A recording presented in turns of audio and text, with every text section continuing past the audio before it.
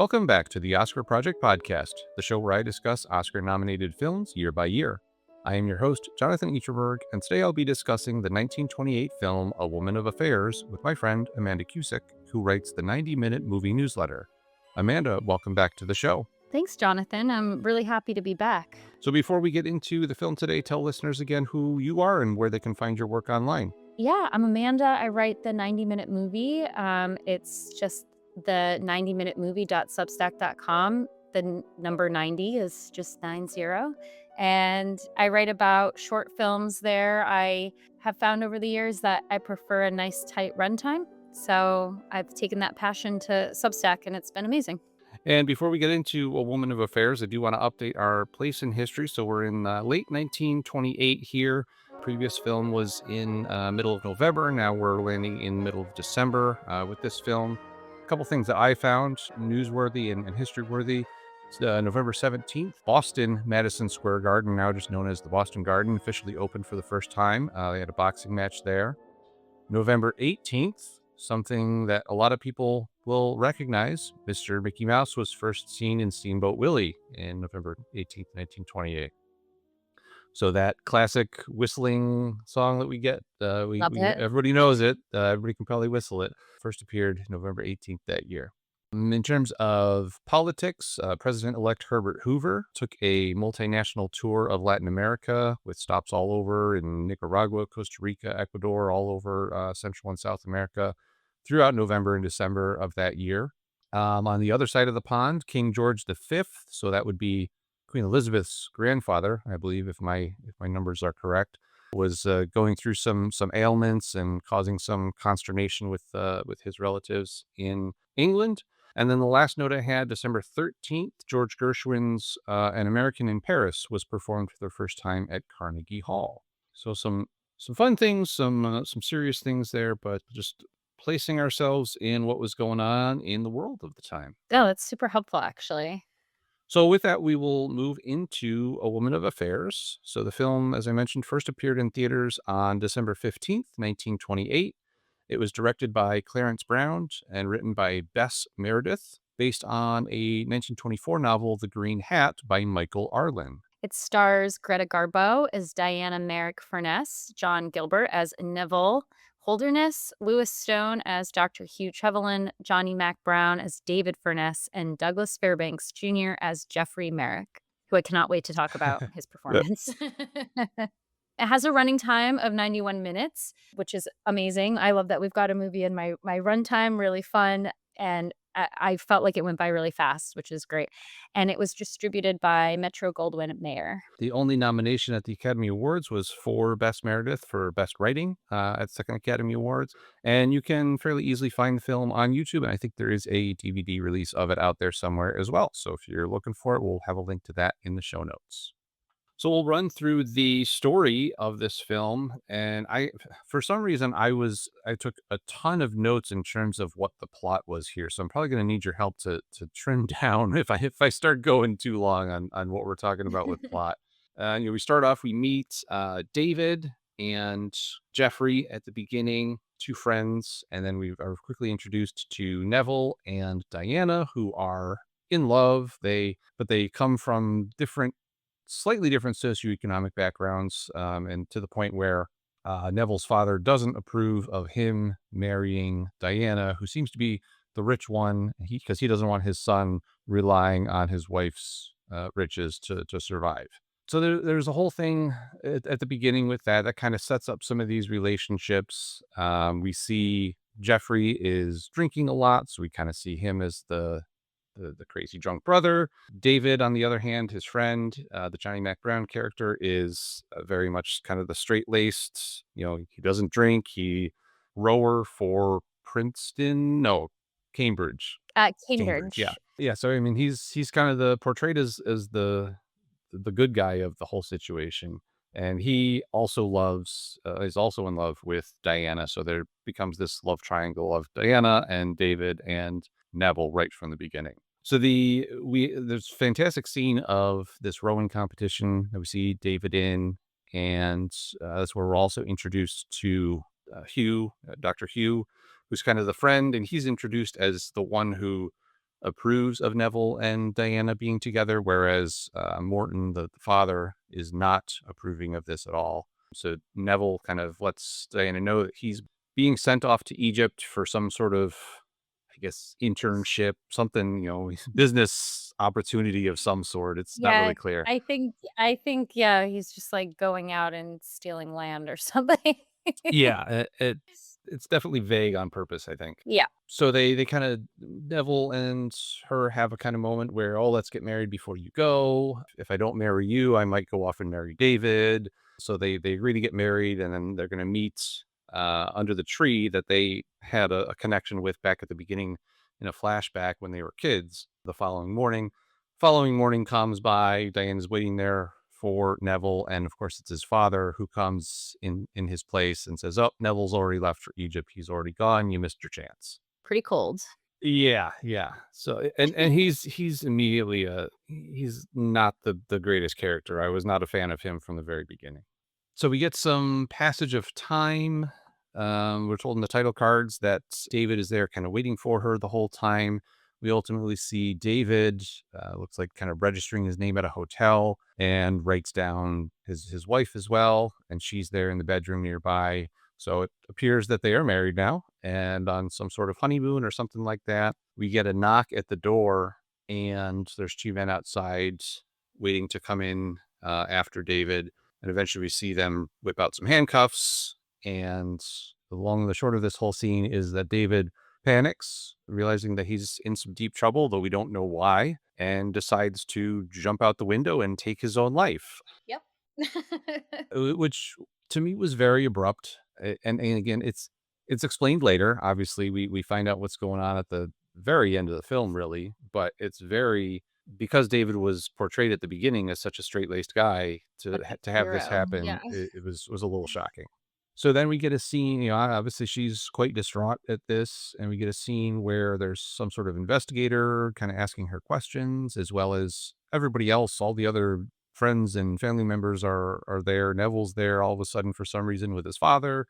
Jeffrey shows up, and Jeffrey's accusing her of causing his friend to take his own life. The line that I wrote down, she says that David died for, and then there's a pause, and she says decency. Decency. Yes, David died for decency. Yeah, and it's interesting.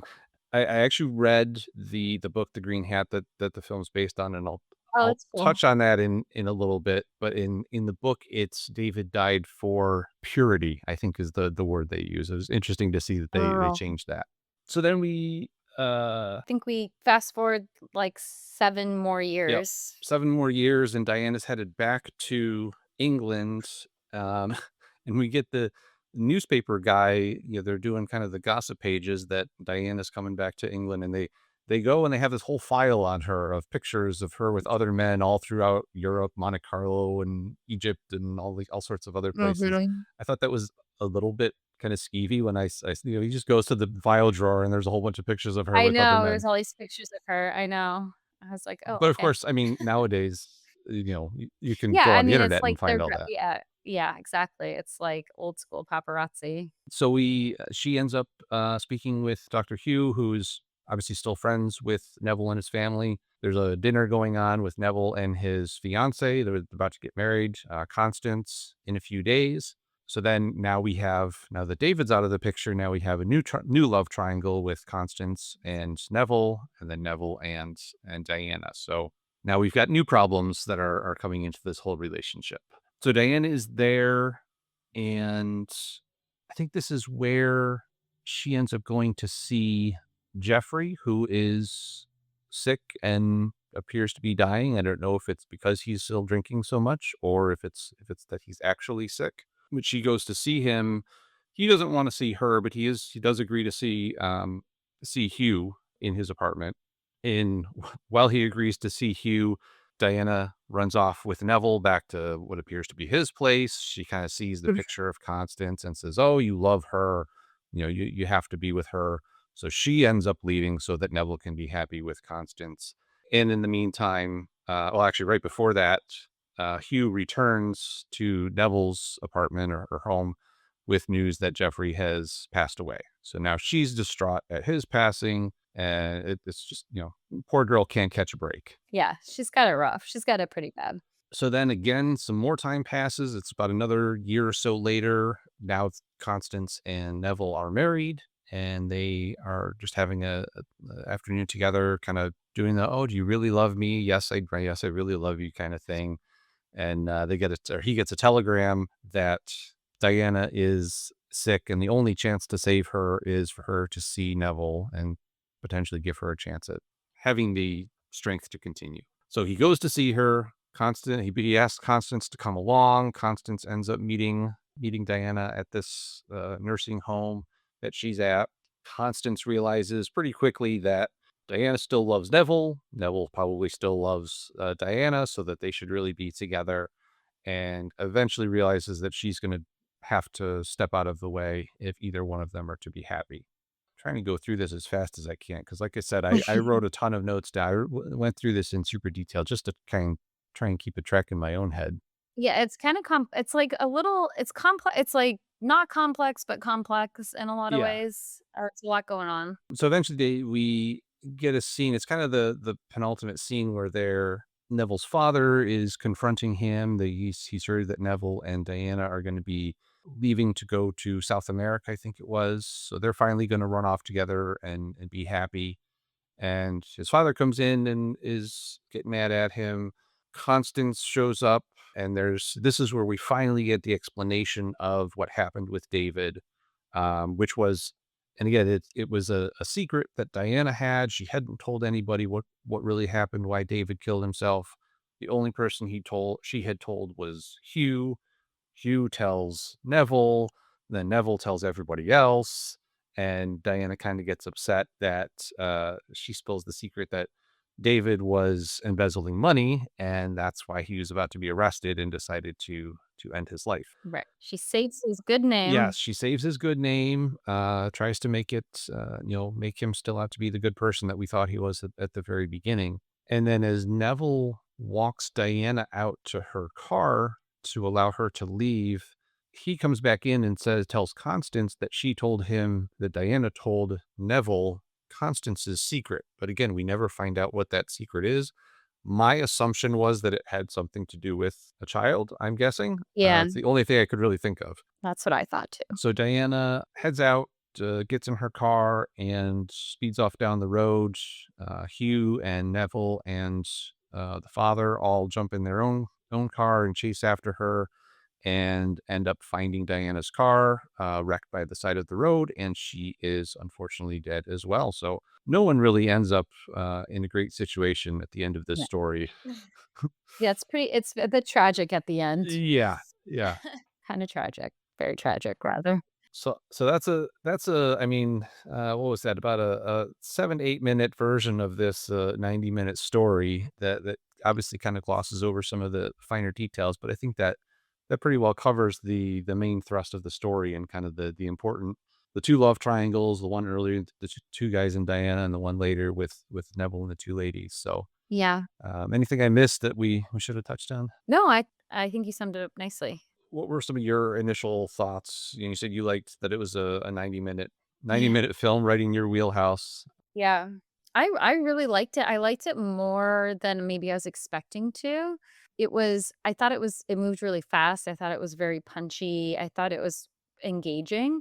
And like it's so interesting like for a silent film to be quite as punchy as it was. Like it almost felt, and I meant to look this up beforehand, but like when I think this is right before movies started having sound or around the same time as Yep. movies having sound, perhaps. So it felt like you could kind of feel like we were on the cusp of that happening. Like it felt very much like they were frequently having conversations. You can't hear what they're saying, but they're just emoting in a different way versus, oh my God, I can't remember the name of the other film we watched.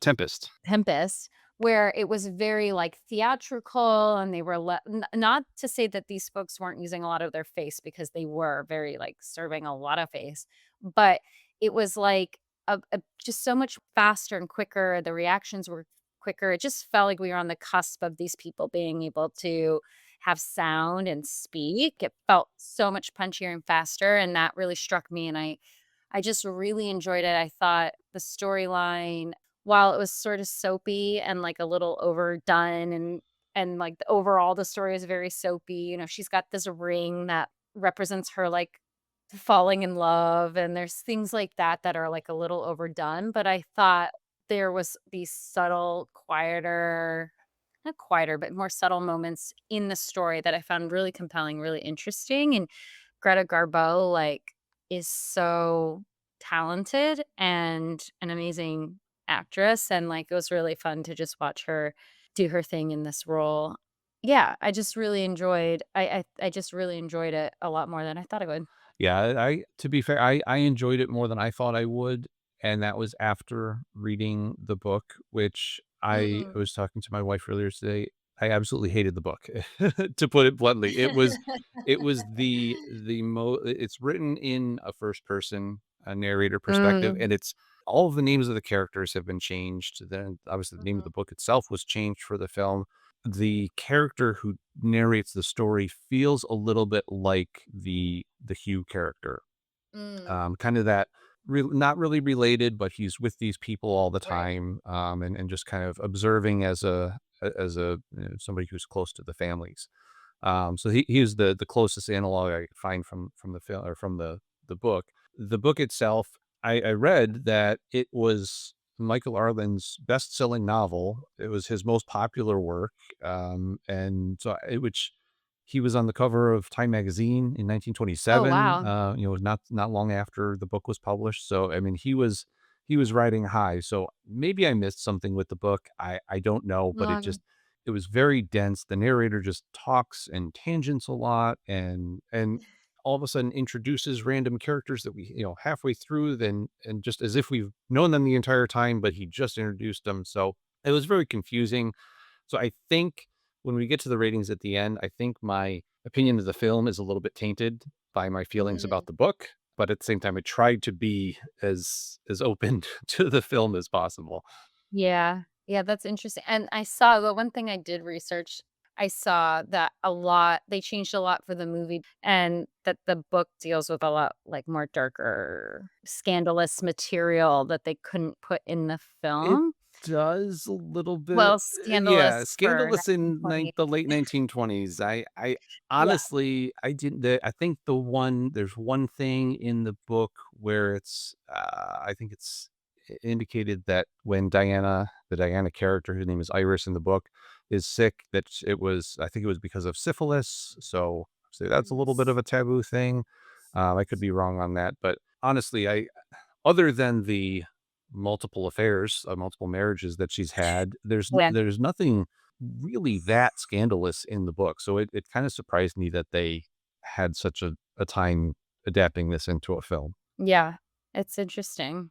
And I did see because it was it's taking place. They filmed it during Prohibition, that even though everyone's drinking a lot, technically, that's why there's no labels on anything, Right. which is funny. So, it's even interesting that they made it because I feel like drinking plays such a big part of a lot of the decisions the characters are making, and so to kinda try to pass it off as like, "We don't know what they're drinking, but, you Yeah. know, this guy's dying from alcoholism. Sorry, he's dying from drinking too much soda Right. water." Like, it's just it's so Yeah, strange. and it's interesting in doing all these films of this time period, and I think somebody asked me the other day in one of the other conversations when prohibition was ended. I think it was in the mid 30s, so we're still at least 3 or 4 years away from that being legal again. And yet all of these films, any of these films that show these high society type people, Drinking. they're still having a grand old time drinking away. So I guess if you had money, you Yeah. could get away with it. Yeah, I mean, if Great Gatsby taught me anything, yeah. Yes. Yeah.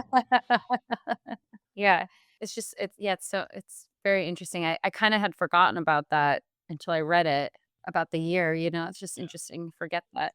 And I was also thinking about how, like, I don't think you couldn't make this movie set now. Like, if you were to remake this movie, it'd have to still be set in the '20s because the whole plot line is, like, around they kept ca the his father kept calling Diana, like, "I always thought you had a gentleman's sensibility." There was, like, a lot of stuff about, like, pride and honor and decency and all of these things that you just I don't know if you could build a plot off of quite the same way anymore, so Yeah, it would be interesting to see what someone would try and do with that story to remake it today. You know, yeah. would you flip all the gender roles and make the Diana character a guy? You know, would you Right. things you could do obviously, but it would be interesting to see how someone might take that nowadays. Yeah, it's very interesting. In terms of the folks involved, talked a little bit about Michael Arlen and the novel. Clarence Brown, the director, I actually found that he was a World War One fighter pilot, and we Ugh. will return to. I don't want to touch too much on him, but because he is nominated or will be nominated in the future for Best Director multiple times, so we'll obviously return to him a little bit in the future. Obviously, the big draw here, and I don't think we've talked about her yet, is Greta Garbo, obviously very famous actress of this time period, successfully made the transition from silent films into sound films. I also read she was the highest paid star, I think, male or female, at MGM for a long time. So she was, Wow. I mean, that feels unheard of for that time period. So good on her. She will also return to her several times because she's nominated for Best Actress multiple times. Never won, but did receive an honorary Academy Award in the 1950s. She never won. Nope, four nominations, but no wins. Huh. You would think she'd be one of those ones that would have one. Like, Yeah. I just never considered her not having one. That's, crazy. And then John Gilbert, who played Neville, he was I guess one of the silent film stars who didn't really make the transition to sound very well. He only had a couple of film roles after that transition really I can completed. see that. Yeah, even not being able to hear him, I think the acting was there, but I'm not sure about the speaking part. Yeah. And then he actually ended up passing away in the 1930s, so he only did a few more films before, I guess, moving on to something. I didn't see what else he did after he was done acting, but obviously he did pass away not long after. Talked about John Mac Brown. He was in Our Dancing Daughter, so it touched on him a little bit there. We'll also see him a couple more times this season in Coquette and The Valiant coming up in a couple months. So be interesting to be able to compare four of his roles of that same time period once I've watched all four of those films. And then you said you wanted to talk about Mr. Fairbanks as Jeffrey. What do you want to say about Yeah. him? Oh, I just loved his performance in this, like, it felt I don't know, it was, so over the top, but in the best way. His face is so expressive, it was so unique, like, you could really feel his kinda loose grasp on reality, and yeah, it was great. I just really enjoyed his performance, like, him and Greta Garbo, just incredible, and they, like, really steal the show away from pretty much everyone else. Very, very memorable performances, I thought. Yeah, and obviously he's the son of Douglas Fairbanks Sr., who was early basically royalty in Hollywood. So kind of I'm not sure if this was a nepotism hire in that respect, but obviously that whole kids following the footsteps of their parents in Hollywood started early and hasn't changed much to this day. Yeah, But yeah, I enjoyed him. You say that he was very expressive and over the top. I wonder if it was one of those things where he was trying to not outdo his father, but trying to show that I can really act. I'm not just here because of my father. right. Yeah, for sure. It was, like, really impressive, I You thought. know, you get I'm trying to think of some of the folks who've done it more recently. Yeah, I know. It's funny, I guess now with the internet, it's easier for you to figure out because a lot of folks change their last Hmm. names or they go by their middle name or they do all these things. Now it's a lot easier to Yeah. trace. Yeah. He went on to be like a war hero. I was Wikipediaing him. He went on to be like a World War II hero and has like all these crazy Yeah. medals and he has his own coat of arms and all sorts of stuff. So, very interesting guy. He dated Joan Crawford, He which I love married that Joan tidbit. Crawford. It was right around this Oh, time. they got Yeah. married. Yeah, it was Okay. right around this time Alright. actually that he married Joan Crawford. Yeah, I love all that, like, interconnective stuff, so The other ones, so Lewis Stone, who played Hugh, the doctor, he was actually nominated for an acting role in The Patriot this year, which unfortunately is a lost film, so we won't be covering that. And also appeared in two of the other nominated films, Wonder of Women and Madam X, that I think Madam X I will be covering towards the end of this season. He was actually also a not war hero to the extent of Fairbanks, but a lieutenant colonel in the California National Guard during World War II when he was in his 60s. So doing his part for the Oh, service of the country wow. during the war there. And then the other one was the father, Sir Morton, who was played by Hobart Bosworth. That's a fantastic name. Yeah, it is. And the two things I wrote down about him, his first role in film was as Edmond Dantes in 1908 in a silent version of The Count of Monte Cristo, which I'll have to check out because that's one of my favorite stories ever, and I love seeing different versions of that on film.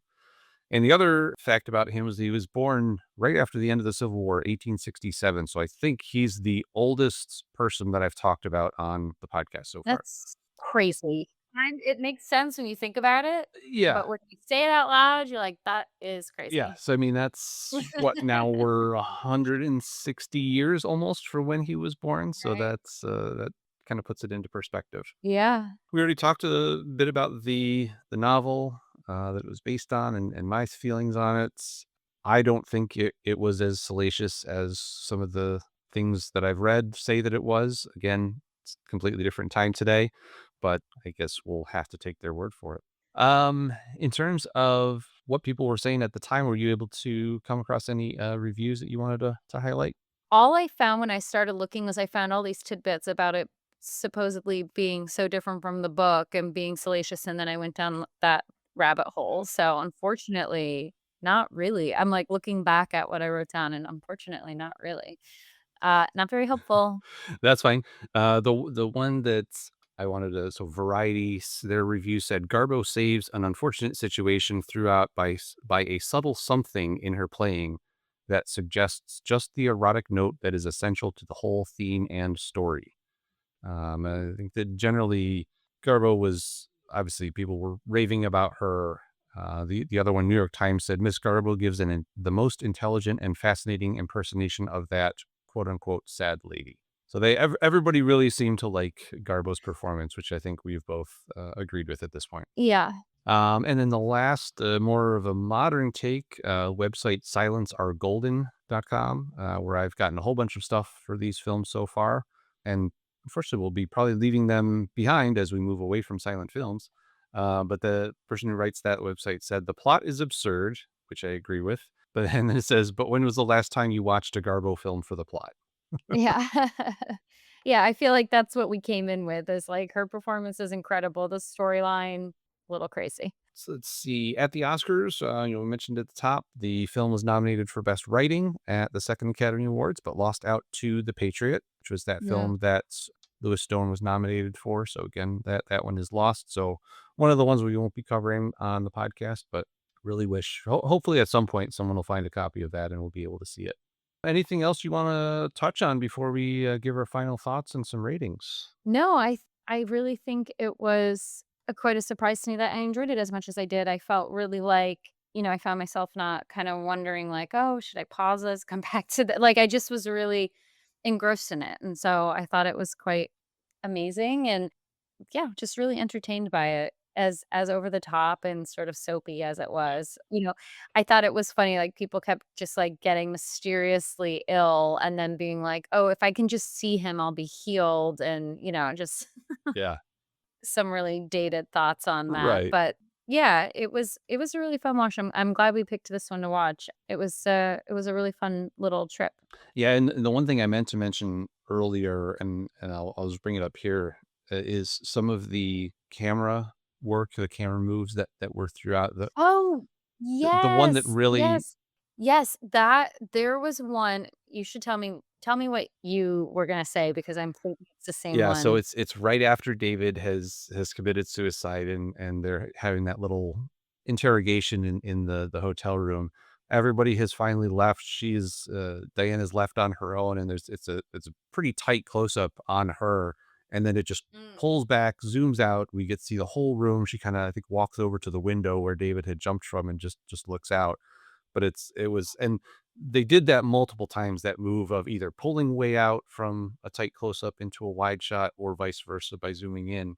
Obviously, it after a while, I kind of got like, okay, you've done that move a couple times now. We get, how to zoom in and zoom out. But I thought for what it was trying to do in some of those situations, I think thought it was very effective. Yeah. Yeah, there was a cool, like, tracking shot very early on, I think it was on Neville, that I thought was really cool. It was like I think it was Neville? Oh, no, maybe it was David when he was gonna get arrested. I should have written down, but it basically follows, like, I think it is when he's about to get arrested, it follows him out from the bedroom, like, into the corridor, and it was I just thought it was really noticeable for that time and, like, very cool to start to see.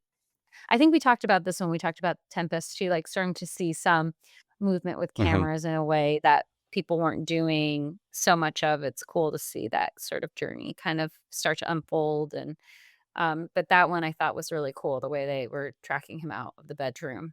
Felt very modern. Yeah, I flagged that one as well, and I think that was my other favorite shot. The other one too that I noted down was during the rowing, the rowing race. It appeared that they had a camera, they had a couple shots right on the boat with the guys Yeah. rowing in it, which to me seems absurd at the time that they would even try to do that because Yeah. if something goes wrong, you're losing lots of footage in that camera if it goes in the water. So Yeah. so I thought, I mean, technical achievement there in terms of getting that to look real and be right there in that boat with those guys. Yeah, it was cool. Uh, just, like, a very unique movie in my usual watch list, Yeah. so it was definitely a fun time for me.